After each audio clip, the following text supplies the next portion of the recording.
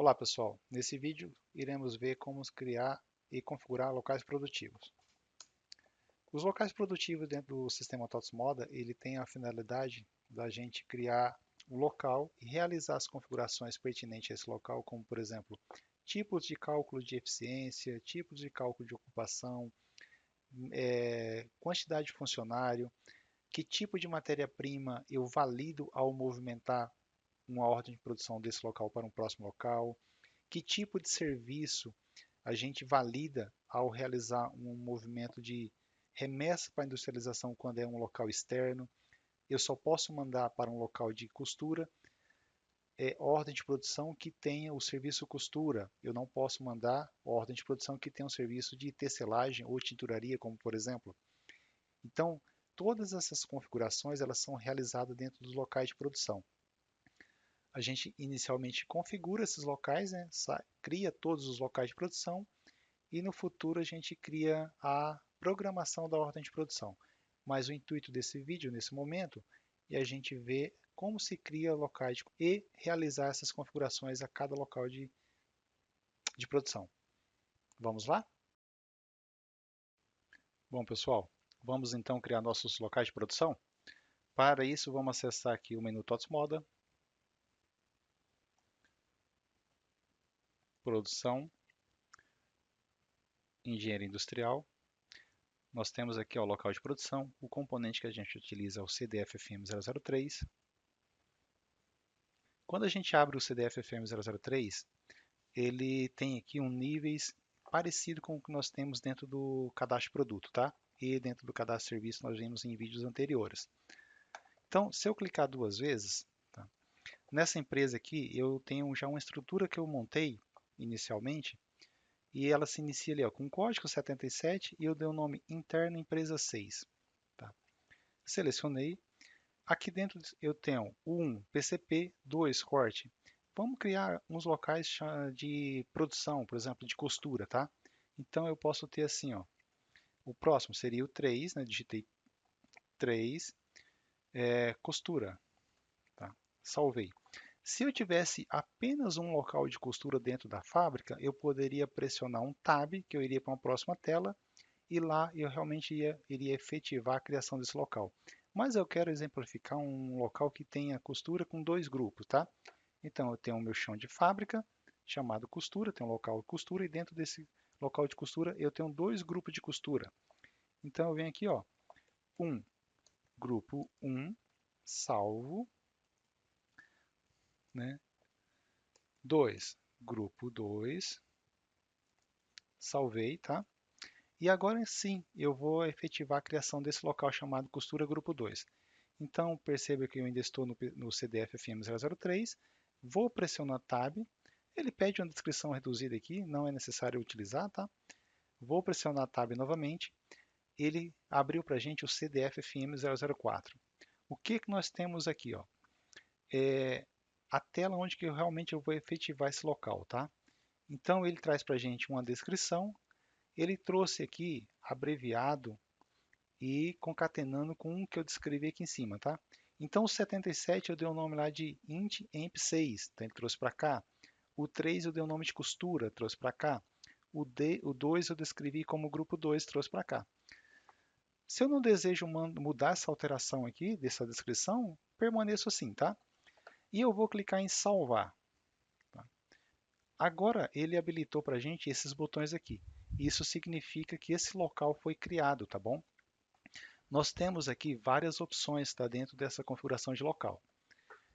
Vamos trabalhar inicialmente nesse vídeo algumas configurações e, se necessário, a gente faz um outro vídeo abrangendo um pouco mais as configurações desses locais. Tá? Então, nós temos aqui ó, fornecedor. Isso aqui é utilizado quando a gente está criando um local externo. Né? Então, depois a gente vai fazer um vídeo só falando sobre o local externo. Então, eu vou deixar fornecedor para depois. Normalmente, um local interno, a gente tem, depende da configuração do local, costura, por exemplo, é um que tem algumas configurações que pode ser bem específica. Por exemplo, cálculo de previsão. Então, quando você trabalha com sequência operacional, eu quero fazer o meu cálculo de previsão de ocupação desse local, por exemplo, com base na sequência operacional, com base de quantidade de média local, tempo de serviço local, então você vai escolher essa opção, tá? Se você não tem nenhum tipo de cálculo nesse sentido, de controle nesse sentido, deixa previsão nenhum, tá? Vamos imaginar que for sequência operacional, tá bom? Nós temos aqui, ó, que tipo de cálculo para disponibilidade que ele vai usar? O nosso calendário por empresa, calendário por local, período padrão por local, período padrão por empresa, tá? Meta minuto dias, então a gente vai escolher um desse aqui também. Esse aqui nós vimos no vídeo anterior, tá? Como criar lá nosso calendário, nosso período e assim por diante. Minuto carrinho, número de time, quantidade de funcionário. E esses três campos aqui, eles têm influência no processo que nós temos dentro do sistema, chamado balanceamento, tá? Então vamos falar que o minuto fosse o minuto do carrinho 30 minutos. Número de time, dentro desse local 2, eu tenho dois times com 10 funcionários, tá? Esse funcionário também, ele vai influenciar quando a gente está trabalhando com consulta de eficiência, por exemplo, tá? Então, eu estou falando que eu tenho 10 funcionários e ele trabalha com eficiência de zero, que eu não preenchi a eficiência. Ao salvar, ele dá essa mensagem para a gente. Então, aqui eu vou colocar a eficiência de 80% ou 100%, né? Cada um tem o seu nível de eficiência, tá? Vou salvar agora. Meta minuto dia, né? Qual que é a meta de minutos desse local por dia? Eu posso digitar, são, sei lá, 2, 3 mil minutos.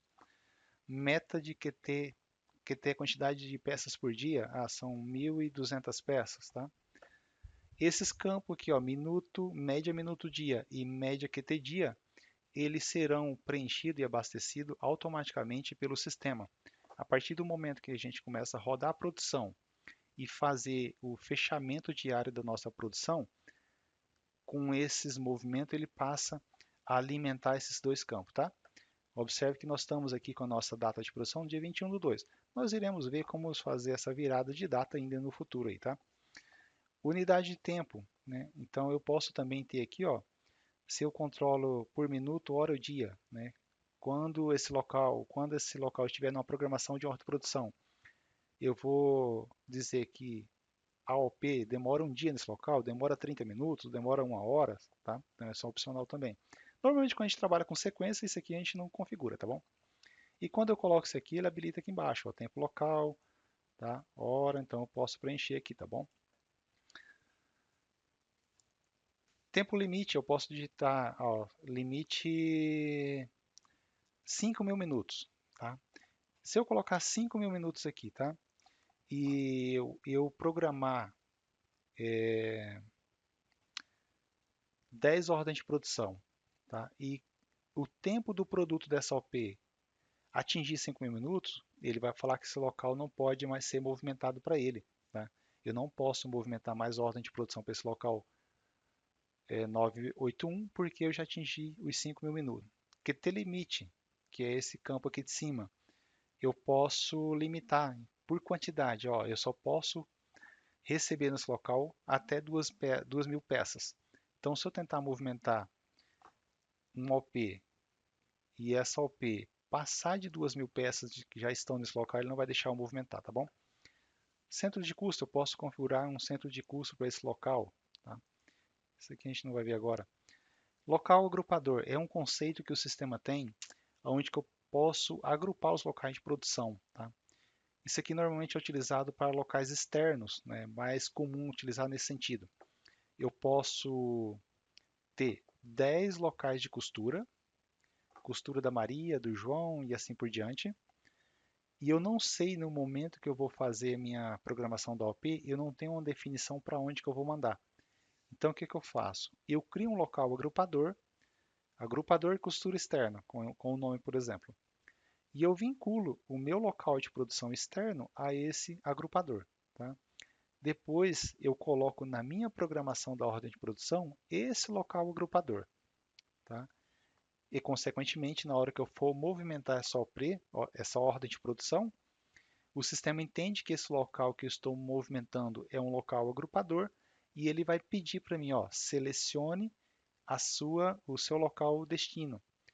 Que eu estou no agrupador, você tem que mandar para Maria, para o João ou para o X, tá? Então você seleciona. Pessoal, para esse vídeo não ficar muito longo, eu vou parar por aqui, tá? No próximo vídeo a gente continua vendo as configurações desse local, tá? Até lá!